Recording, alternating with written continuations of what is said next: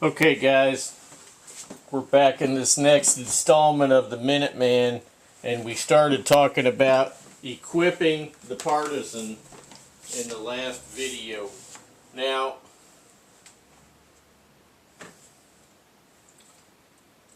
one thing that I'm an advocate of, is having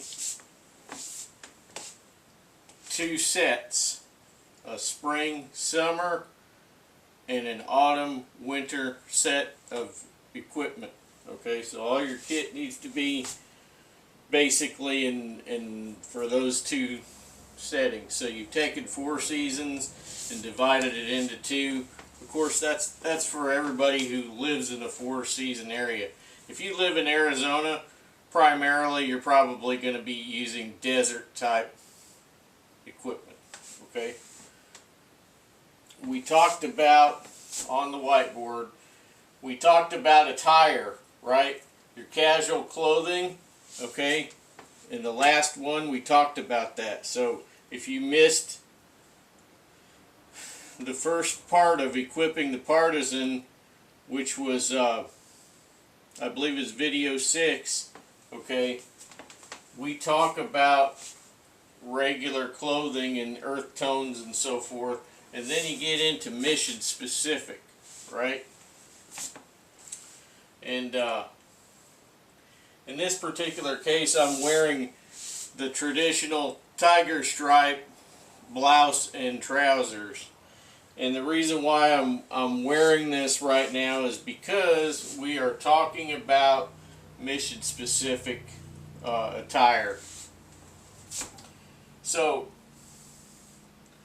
most people know this by now. If you do not know this, then this will be new for you.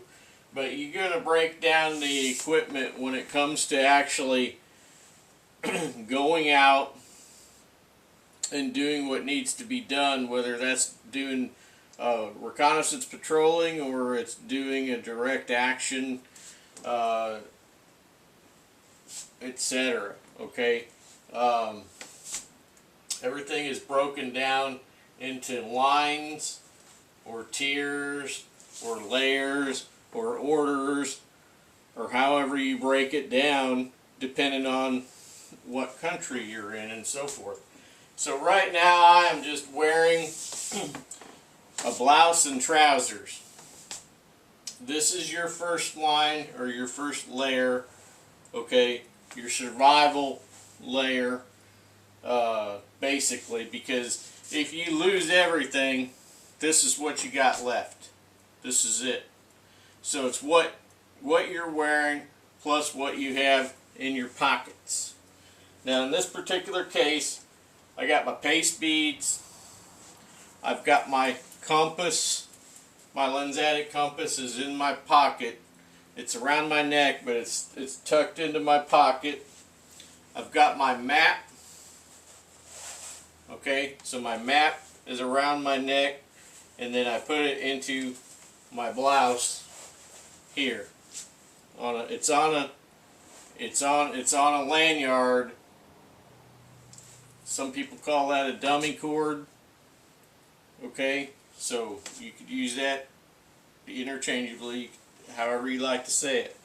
Now, and then down in my trousers pocket, I haven't buttoned this bellows pocket because I intended to bring this out, but I have a survival kit, and this survival kit is in a bag.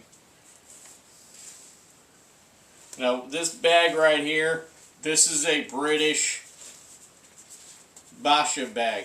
Okay, most of the time it comes out, never goes back in because it's a bit small, right?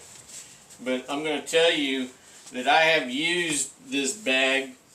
I've got a few of these. I don't know if it's this particular one, but I've used this bag to collect water.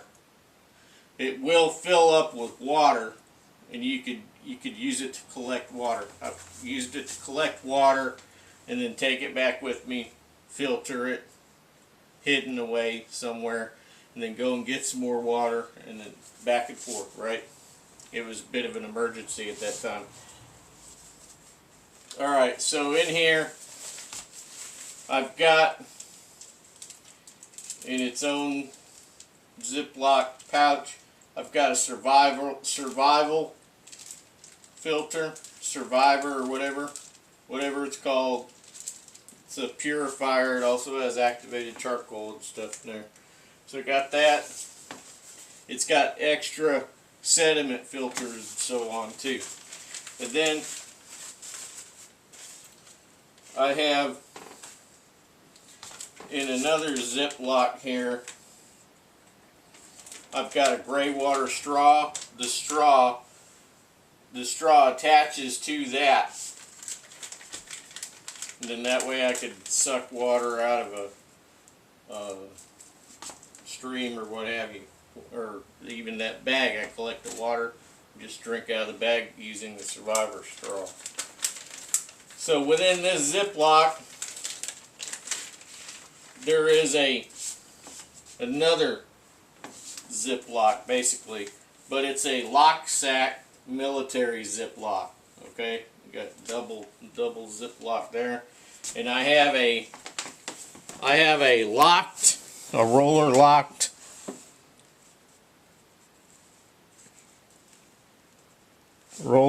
tin. There is a roller lock on that side too.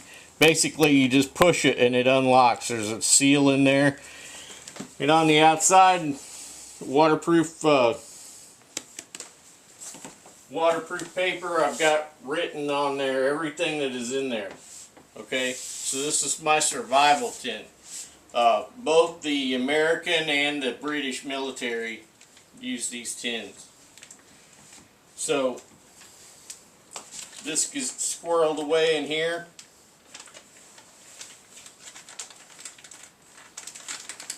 Alright. Extra protection, you know. I mean, this is your last line of defense, right? It's considered your first line, but it's really your last line of defense in case you gotta, that's all you got left, right? So, there you go. So that in here. Whoop. My hands don't work as good as they used to. Incidentally, I'm always pushing my glasses up because I have a glare. I have an issue with glare a bit, and I put these dark lenses on the top, and they're a little bit heavy, so they want to fall off. I'm gonna get me a. I'm gonna make me a strap. You'll see it. I'll show you guys when I get done making it. I'm gonna make me a strap. Anyway, put my survivor straw back in here. And these Basha bags, these are good to have. Don't everybody run out and buy up 50. Because if you want to basically do what I did and get you a few, you know, and leave some for the rest of everybody else, because everybody is equipping, right? Everybody's equipping right now. So it's got a nice little bead on there that snugs that up. You don't have to worry about it. This is like a shoelace. So it grips pretty darn good. It's thick in there. So I just go ahead and I'll fold that over like that, and then I'll just take that loop and go back over itself just like that. Okay, and then I just shove the whole mess down in that bellows pocket. Alright.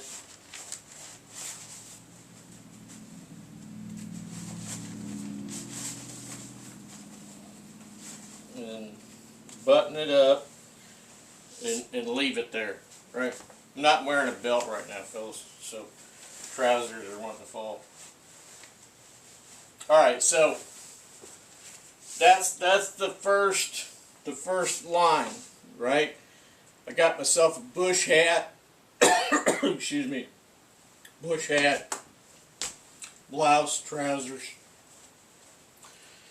and then my other stuff as well. I'm going to have a signal mirror, and I'm going to have a storm whistle. it's an the whistle is actually called the storm whistle. It's the loudest whistle I've ever heard. It blows away. Get it? Blows away. It blows away anything else I've heard. And you're going to want to whistle for two things. Well, for several reasons. As a Minuteman. Number one, if you get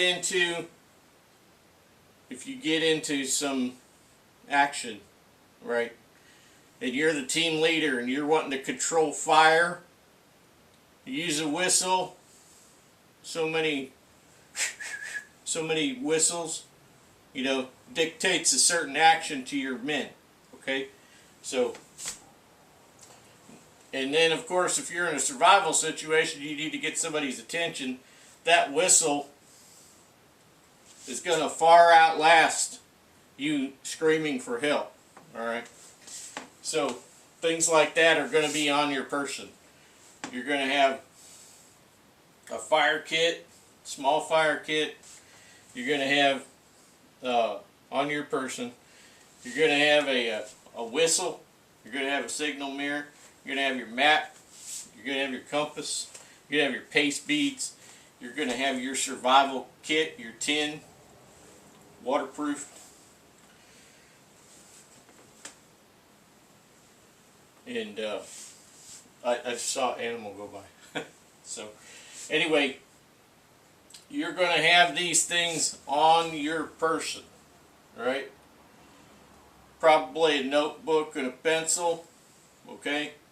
So basically you have to have on your person all of what you need to get out of the sticky situation that you have gotten into, right? No, I couldn't find it. I'll find it and I'll include it in an upcoming video. But I have an old top of mine that I repaired from when I had to jump off of a railroad bridge, and I've got scars on my arm from that situation. I can't really go into the details of that, but I was roped in. But I'll find that it's a tiger stripe top. I'll find it and I'll show you that top. That was back when I had to hand sew it back together. And here is here's an old pair of tiger stripe trousers of mine. These don't fit no more, obviously. These are pretty old, but I kept them. And yeah, they're pretty much wore, but when war comes to your nation and you're living outside a lot, you're dealing with the enemy and so forth, you're going to lose weight. You're going to be eating less. And you'll be carrying less food on you, obviously, too, when you go on patrol, and more power bar refills. You know what I mean?